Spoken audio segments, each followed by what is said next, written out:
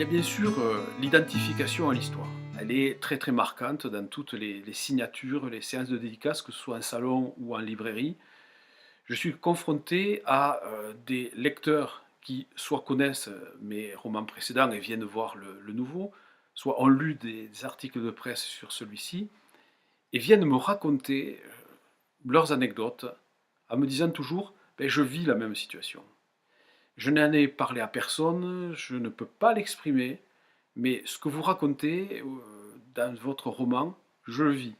Alors on me raconte souvent des situations bien plus dramatiques que celles de mon roman. La réalité dépasse largement la fiction, ce qui est quelque part tout de même assez inquiétant.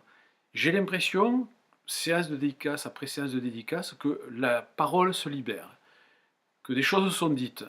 Et le roman est là une occasion de poser cette question que personne n'aborde par ailleurs, et laissant cette souffrance secrète, sourde, et donc encore plus destructrice. Donc la première réaction des lecteurs, c'est celle de l'identification.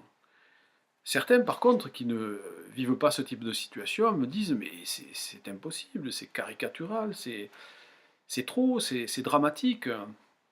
Un comédien célèbre que je ne citerai pas, mais qui se reconnaîtra, me téléphonait il y a quelque temps en me disant j'ai lu ton roman et j'ai passé une nuit blanche. J'ai été bousculé par cette histoire extrêmement dramatique. Eh bien, je dois te dire que moi-même, j'ai une résidence secondaire dans le midi de la France et je vis la même situation. Voilà, tout ceci montre que cette question de la relation de voisinage sur le problème de l'agressivité, du bruit et du dérangement est un problème qui est très très très vaste, très répandu et caché, mis sous le boisseau. Et j'espère que mon roman sera l'occasion de faire surgir tous ces témoignages et permettre aux victimes de poser des mots, de dire ce qui leur arrive.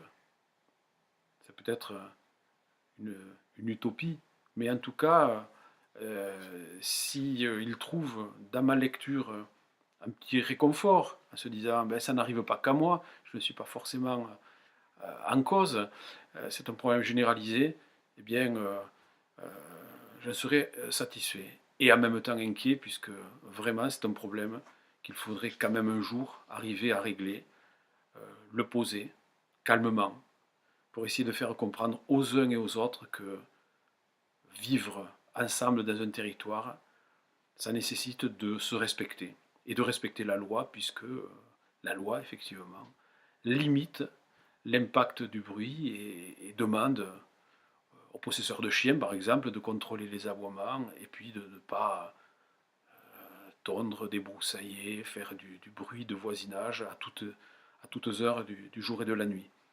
Mais ce type de réglementation est d'abord peu connu, et puis ensuite elle est peu suivie des faits, malheureusement, avec souvent des médiateurs, et dans les villages ce sont souvent les maires des petites communes, qui sont démunis face à ce problème qui est difficile à gérer.